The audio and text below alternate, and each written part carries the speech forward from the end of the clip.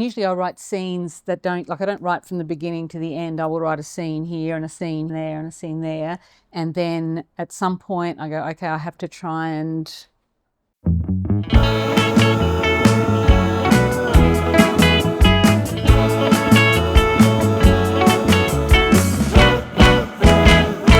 Hi, I'm Maryrose Cuskelly.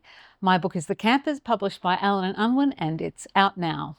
The Campers is about what happens in this very nice little inner city neighbourhood when a group of itinerants set up camp in the nearby park. The neighbourhood, it's a cul-de-sac, it's called the Drove, and the neighbours there refer to themselves as the Drovers. It's a very cosy little place. There's a little WhatsApp group. They're very keen on establishing a community amongst themselves. They share vegetables and, tips on, who the best plumber is and that sort of thing. And they kind of take pride in the fact of this community that they've built, and they would regard themselves as, progressive people. And that's kind of what is challenged, this idea of themselves when the campers, these itinerant homeless people, set up in their neighbourhood. And so there's a bit of a debate amongst the drovers, as they call themselves, as to what their responsibilities are to these people. And our protagonist is Leah, and she's home on kind of an extended maternity leave. She's a media and communications professional at the university. And she and her husband Moses, who's a bit older, they've got 2 children. But Leah's at this point in her life where she's wondering, how did I get here? Did I actually make any choices, or has it just been a series of accidents? And is it the life I should have chosen? And she's very intrigued by the kind of the unofficial spokesperson of the campers, this very attractive, charismatic individual called Sholto. And there's a bit of a mystery around Sholto because he doesn't have that traditional, or the way that we might usually see homeless people as being kind of a bit beaten down, a bit kind of apologetic for their presence. Sholto is it's something that he has chosen, it appears, to be houseless rather than homeless. So we meet the drovers, the various people who live there, but we also get to meet some of the campers and the different stories about how they've found themselves where they are.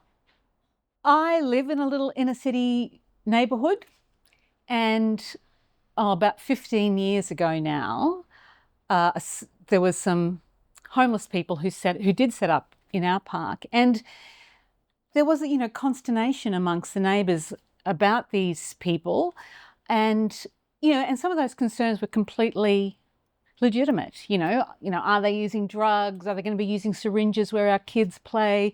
Do any of them have, mental health issues that might make them unstable or dangerous? Where are they going to the toilet? So these were kind of issues that were, not unreasonable. But at the same time, there was, I guess a bit of a resentment about them. And it had the potential to kind of light a bit of a fuse in our neighbourhood. But, the better angels prevailed, and the people who were living there, they stayed a while and then they kind of dissipated. It was just an incident that stayed with me, and then I guess anyone who's been paying any sort of attention over the last few years knows that we're in a housing crisis, and and these tent encampments are popping up all over the place, in Victoria, Mornington Peninsula, Bendigo, Ballarat, all sorts of places in Queensland, in Hobart, and councils are dealing with them in different ways, and sometimes, in very draconian ways, like imposing fines, not exactly for being homeless, but in Brisbane, I saw in Redcliffe, they're talking about imposing $8,000 fines on homeless people who are living in a park and for storing their personal belongings in a public place. I didn't set out to write a book about homelessness and the housing crisis, but it was just as I was writing the book, these issues became more and more of the moment. Look, I suppose what the book is essentially about is what happens when our professed values come head to head with a threat to our quality of life. So I was kind of interested in that, but at the same time, I didn't want to make, kind of the demons or the villains in the piece to be one or the other, the drovers or the campers. So what I hope is that people's kind of sympathies shift as they're reading the novel. And in terms of what I want people to take away, I guess I don't start a novel that way, thinking what do I want people to get out of it or what's the message I'm trying to impart. It's more about, usually it's just kind of, an image or a scene, and I begin from there. This is my second novel. So as I said, The Cane was, it was very clearly, it was like, it was rural noir. So it was set in Queensland in the 1970s, in cane growing country. And it wasn't based on, but it was certainly inspired by a disappearance of a young girl that happened when I was a kid, because I grew up in Queensland. Marilyn Warman, who was abducted on her way to school, and her family were cane farmers, and so she just kind of disappeared into this field of cane. And so her brothers, who were following on their bicycles, who went to the local primary school, came upon her bicycle that was just fallen over by the side of the road, and she had completely disappeared.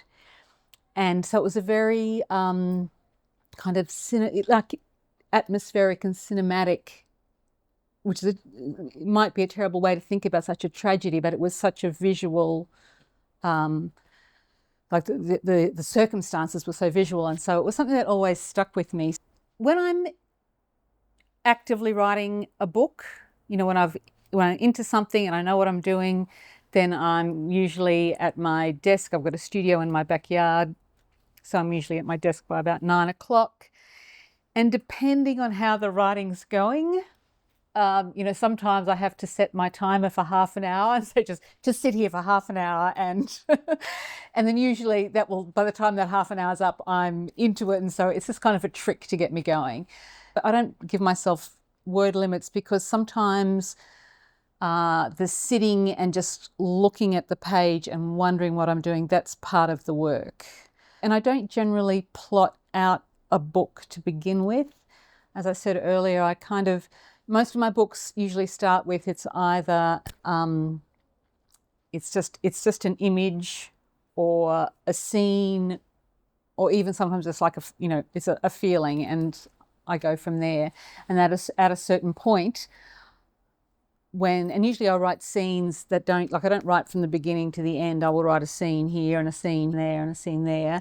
And then at some point I go, okay, I have to try and put these in some kind of order, make the connections.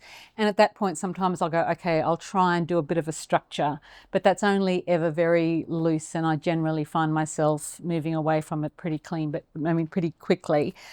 What was your best holiday ever?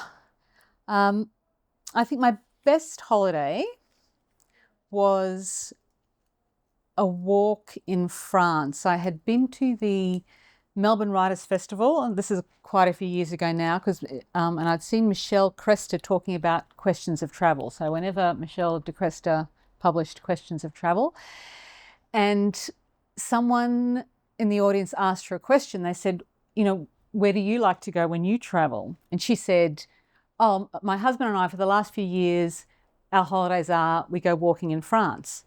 And I thought that sounded like a fantastic holiday. So in France, there are all these grandes randonnées, they call them, hundreds of them. And some of them are centuries old and based on religious pilgrimages. And so my husband and I did part of the Chemin de Saint-Jacques, which is one of the feeder trails to the Spanish Camino. We have these photos, and we kind of took a photo every morning, and we always had these huge grins on our faces. Gorgeous area of France. We started at Le Puy-en-Velay, and you know, the path took us through you know, forests and villages and high places and farms, and it was just it was fantastic. I don't know that there's one role that writers have. I read Samantha Harvey's novel Orbital recently, and it was such a delight and almost a relief to read a book that inspired wonder and kind of encouraged this, kind of sparked this tenderness for the earth and the world and our place on it. And I guess if there was an important role for writers in 2025, I think that's an important role. I like to read really widely. At the moment, I'm reading, it's a book that's been out about 10 years, which is Isabella Allende's Paula, which I'm really loving. So it's a memoir, but also kind of a family history. So her daughter in 1991, I think, became very ill and slipped into a coma.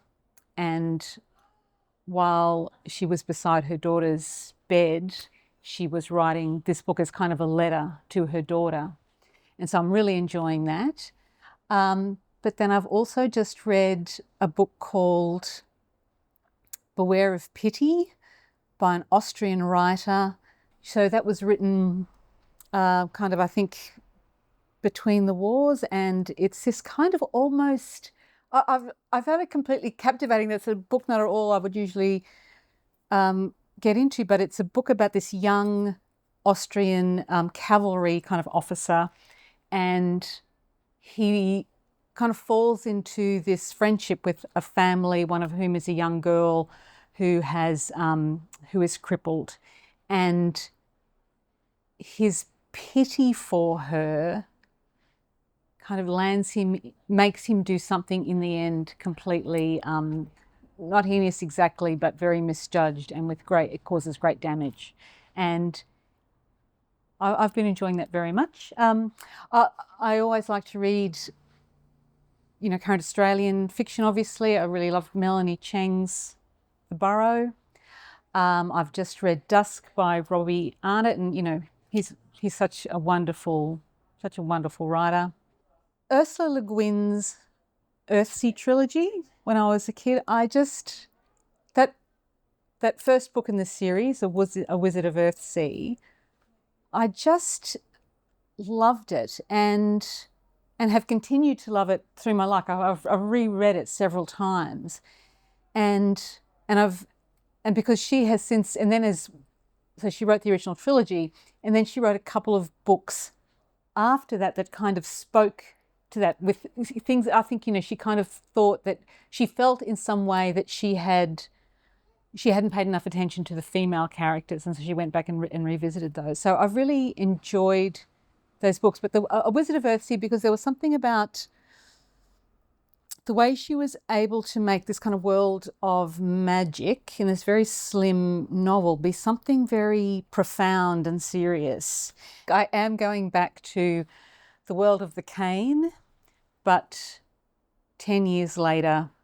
And so it's set in Brisbane, and it will be kind of prior to the Fitzgerald inquiry. And so the Fitzgerald inquiry was this kind of major event in Queensland political history, because it exposed the depth of police corruption, but also political malfeasance and the connections between cops and organised crime and politicians.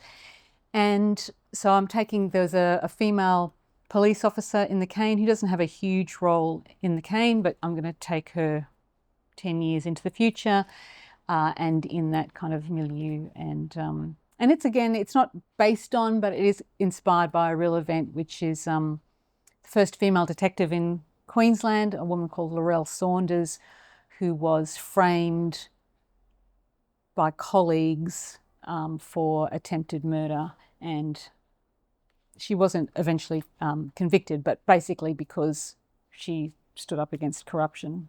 You're very welcome. Thank you for having me.